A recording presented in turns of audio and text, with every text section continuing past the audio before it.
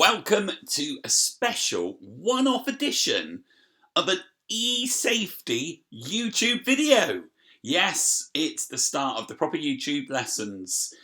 And we're a few days into the lockdown, but we thought as a Carbeal Junior School that we would give you a bit of a guide to how to help you stay healthy, happy and safe whilst online during lockdown. Because let's face it, you're doing all these lessons online. You're probably having to do more online than you probably have done, well, since the last lockdown. So anyway, here we go. Here's a few helpful guides, to help you understand how to stay safe online. Let's go for it. But I thought, just for a bit of fun, here is the very first ever games console that was ever made.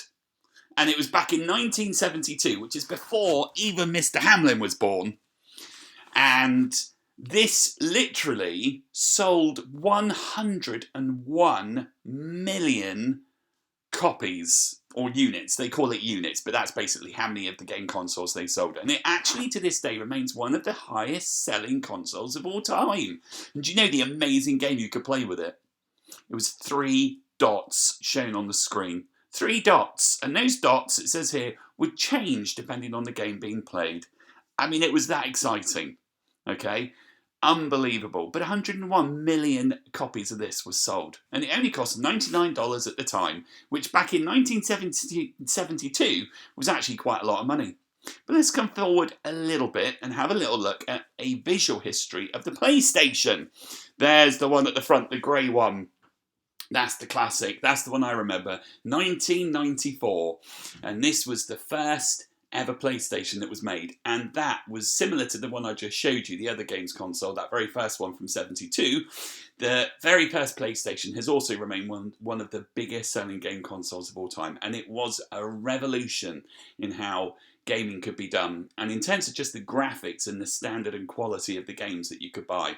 And there are some classic PlayStation games that came out with that one that you can still use on the PS5, which has just come out in the last few months. I know there's been some issues getting hold of it during lockdown, but PlayStation 5 is the latest version of it. You can see the PS2 there, the PS3. It's amazing how it's all changed. Funny, really, that as technology grows, actually the consoles have got bigger, not smaller. But anyway, there we go.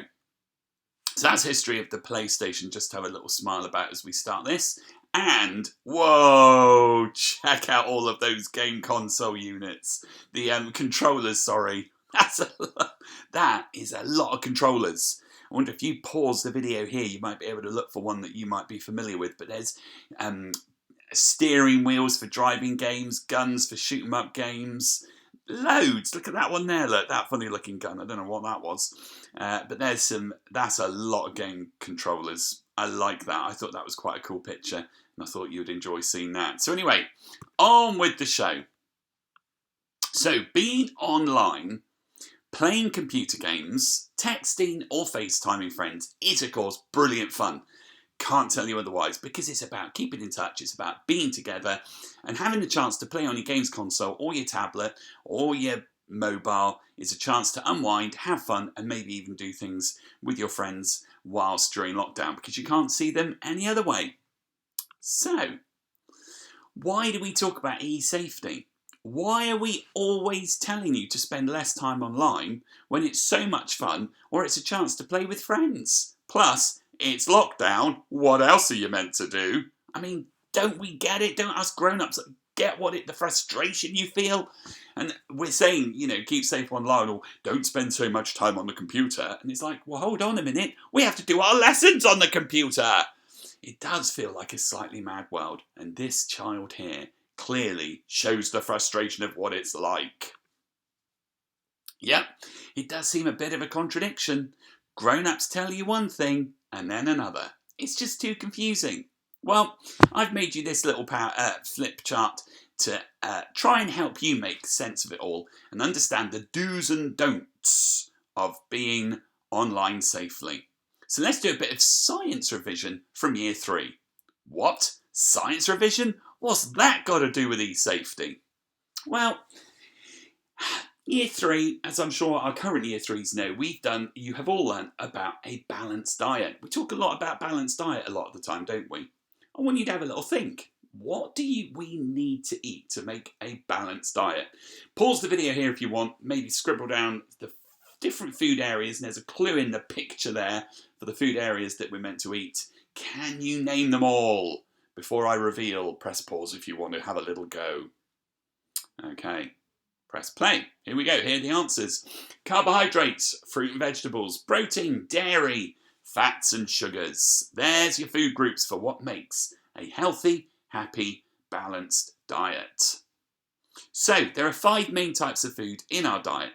We've got our carbohydrates, which is our bread, pastas, rice and so on, potato. We've got fruit and veg, which is obviously a key part. We've got our dairy foods, cheese, nothing like a bit of cheese. And our proteins, meats, fish, eggs, pulses, lentils, so on. And of course, sugars and fats. Yes, this guy here is loving the sugar and fats.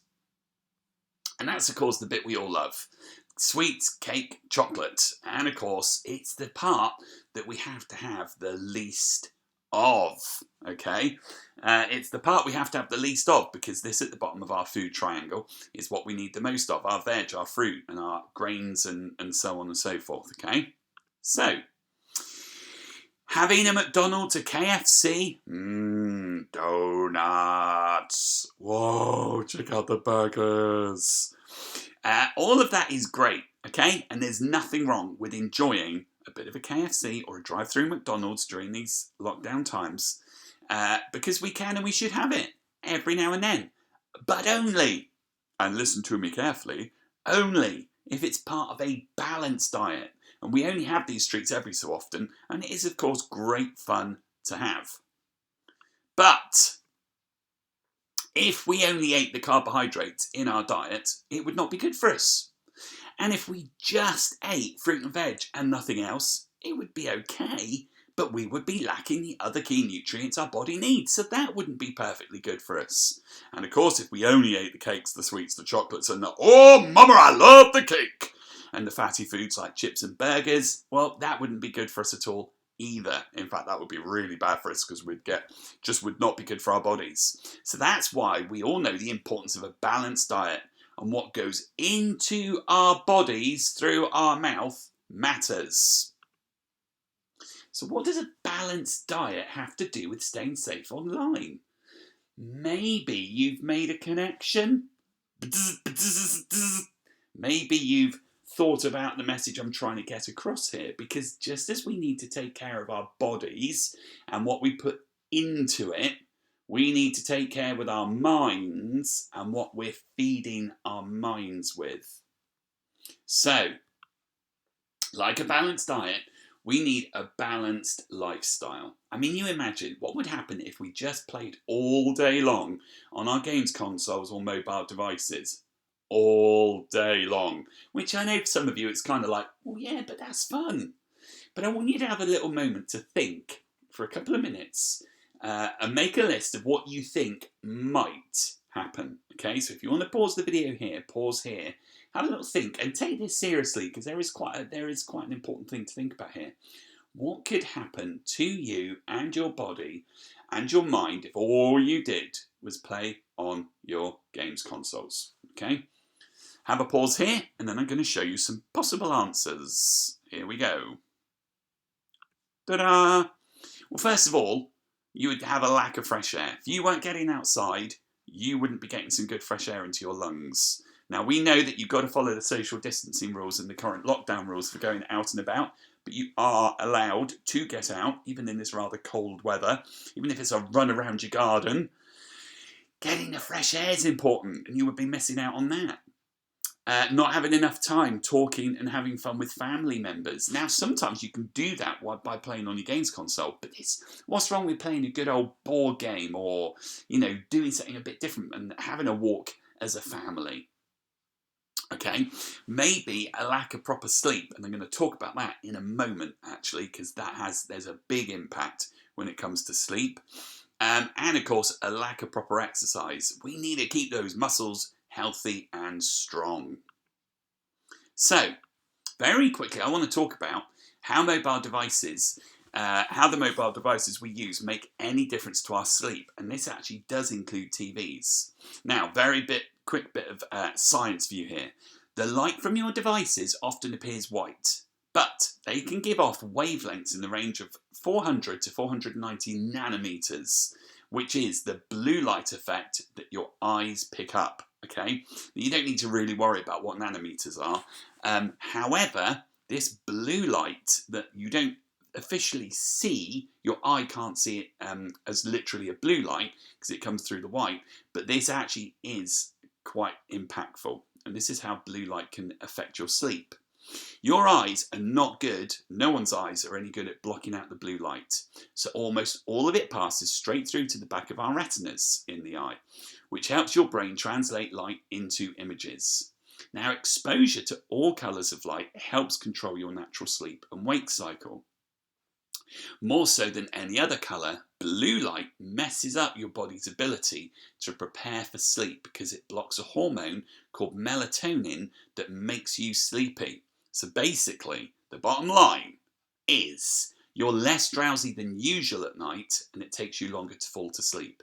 So if you've stimulated your eyes using your games console or watching TV literally just before you try to go to sleep, it will take you longer to fall asleep because your brain has to try and start to shut down, and it takes that bit longer because you've been stimulating it through the blue light that comes through. So what can you do about that? Well, we can manage the blue light because the simplest way to lower your exposure to artificial blue light is basically turn off your smartphone or your TV or any other gadgets well before bedtime. Okay, so if you were to try to maybe have an hour before bed without looking at any of those things and try and do something else, like just read a normal book, not necessarily off a Kindle, but read a normal book or a comic, or just anything that avoids you using anything that has the artificial blue light. Now, you can get blue light blocking glasses. Now, don't please rush out and say to your parents, "I need to buy some blue light blocking glasses," because I don't want you spending money. But you have the simplest, cheapest, and in fact completely free method by basically cutting out your screen time, and in fact really 2 to 3 hours before bedtime, which I know some of you will be a bit like, what? But if you can, it will help you sleep better.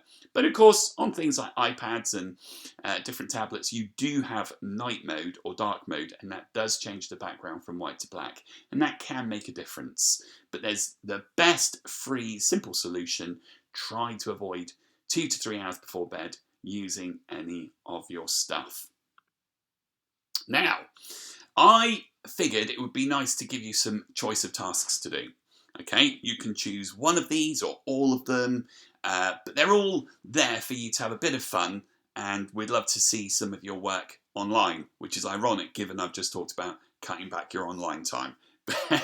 But you know what I mean. So maybe you could design a poster encouraging other children how to manage their screen time and why it's only one part of a balanced lifestyle. So if you think back to the picture of the food and the design for different foods that you need to eat, maybe you could make a similar plate of food, but with the different things, activities in life that you can do to make a balanced, healthy lifestyle.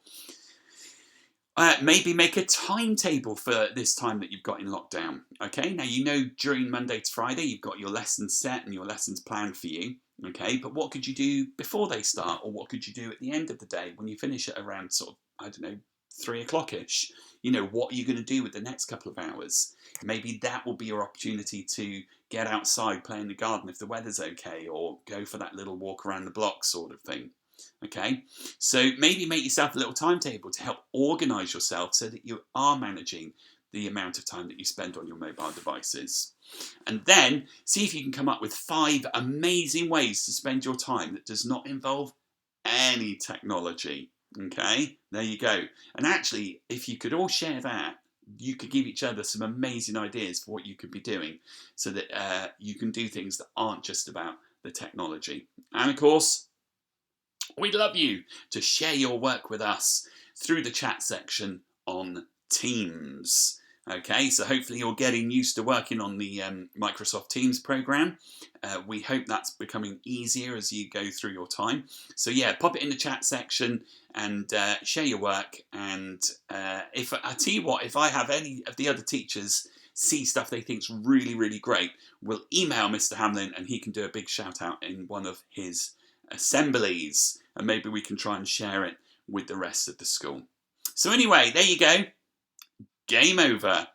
That's your session on e-safety for this lockdown. Have a great time in all you do. Stay safe, look after yourselves, and can't wait to see you all when we come back to school, whenever that happens to be. All the best. Bye.